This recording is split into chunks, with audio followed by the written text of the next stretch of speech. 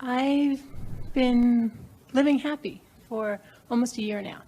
I first heard about Abraham about 9 years ago, and I finally got it.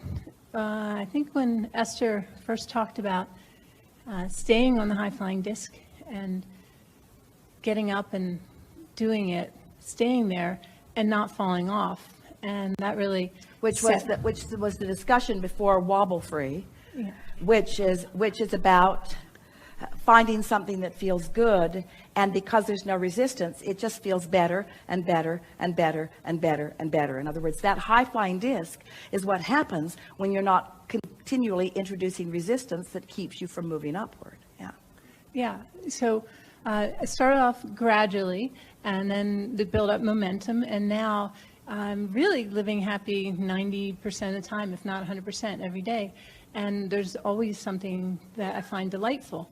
And, you know, a relationship that was, you might say, very adventuresome has wobbled away, vibrated away. And in the process of that, I remember years ago thinking, how can you focus on what you love about someone when there's so many things that are challenging going on? But Practice. I realize it is, and that it's not. And selfishly caring about how you feel enough to discover that it has to be unconditional, because no one, no matter how much they care about you, can meet the criteria of your conditions. You just can't put your alignment power in their ability to be the way you need them to be in order to feel good. No one should put that kind of pressure on anybody. I think the biggest thing for me is that social consciousness tells us to think about all the things that go wrong, and then that's a reason for leaving. But if you focus on the love, it's so much more rewarding, and it's not.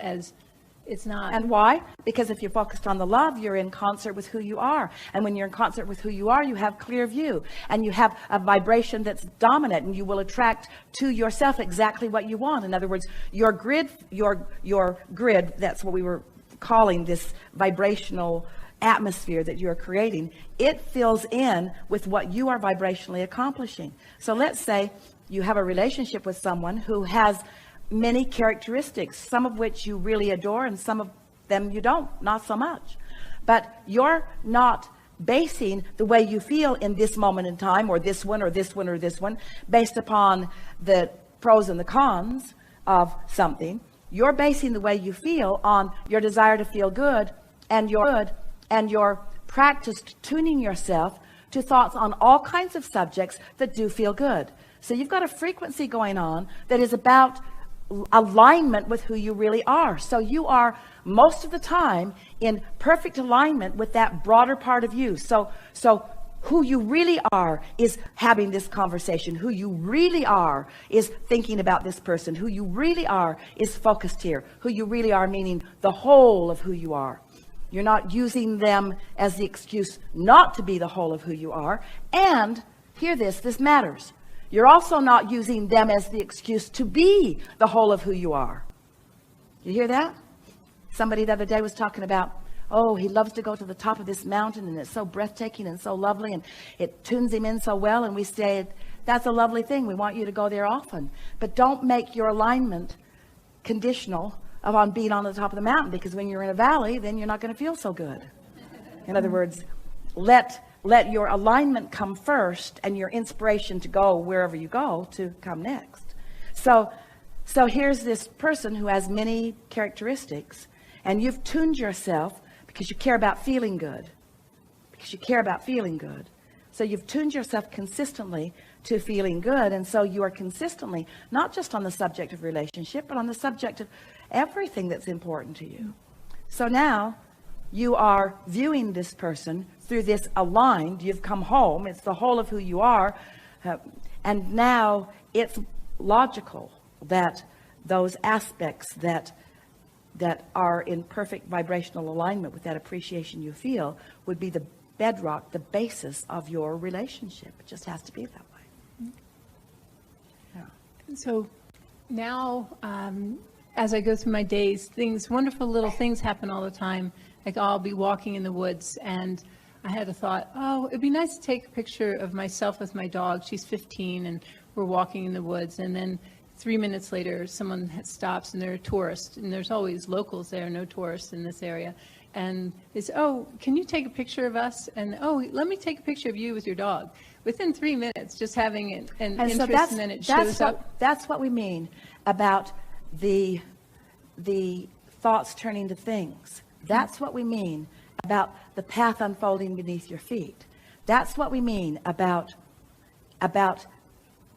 the universal evidence of where you are. So it's interesting, isn't it, that the thought occurred to you. Now, where did that come from? Was that a source thought that you were in alignment with? Did source know in advance that those people were around the corner? Yeah. In other words, this is what we're talking about. This vortex version with all of the compatible cooperative components all aligned, and you not doing anything to keep yourself out of that. Now the path unfolds. So it begins to feel like you don't have to go after anything. Everything you want is coming to you, because this is law of attraction. This isn't law of assertion or law of wrestling it to the ground and killing it, or law of making it happen, or law of determination, or law of efforting it into place, or law. This is law of attraction. This is law of allowing. This is accomplished in a vibrational frequency that allows you to move inspirationally through life in order to rendezvous. Oh, we love these words coming together. Law of attraction, momentum, trajectory, rendezvous. Ooh, law of attraction is the master of rendezvous. The question is, are you the allower of rendezvous? You see, you can tell by the way you feel. Really good. So I was thinking that it'd be fun to have more people to play with at this level, because I walk around smiling all the time and people look at me, and a lot of people who know me a little conditional, don't you think? Is that conditional? Well, it might be and it might not be, but does it feel a little conditional? Depends on, in other words, if you're really enjoying what's going on, then it's just natural that it keeps going. You get on those kind of rolls, don't you? Yeah. Haven't you noticed that? The better it gets, till it just feels like you're the center of the universe. And you really are. Because in every moment, there are 20 or 30 or 40 viable next steps on your path.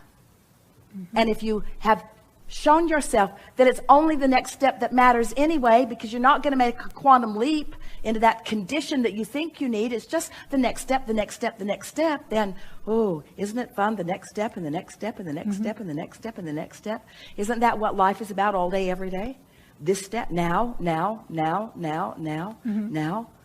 universe is just surprising and delighting me. And there's all these setups. I get to have the thought in advance about something that's coming. And when it comes, I knew it was coming, which just confirms my vibrational alignment, which is everything that I'm wanting. Does it get any better than that? Yes, constantly. More and more and more and more and more. The momentum is faster. The rendezvous are more precise. The rendezvous satisfy more intentions of what's in your vortex. There's more exhilaration as you're having the interchanges. In other words, So I've been asking myself almost daily, what can I do to keep my vibration at the highest level possible? now there's a little resistance in that too, isn't there? How can I stay here? How can I not lose this? But it doesn't feel like resistance to me. Well, we're It feels nitpicking like a little bit, but think about it. What can I do to not slip away from this? There's just a little bit of guardedness in there, isn't there? Just a little bit. Can you say that better? I actually say, what would it take? But I kind of turn it that's, over. That's really conditional. Can you say it better? I'm digging this. I love the way the path is unfolding for me. Feels like it's a never-ending thing. Just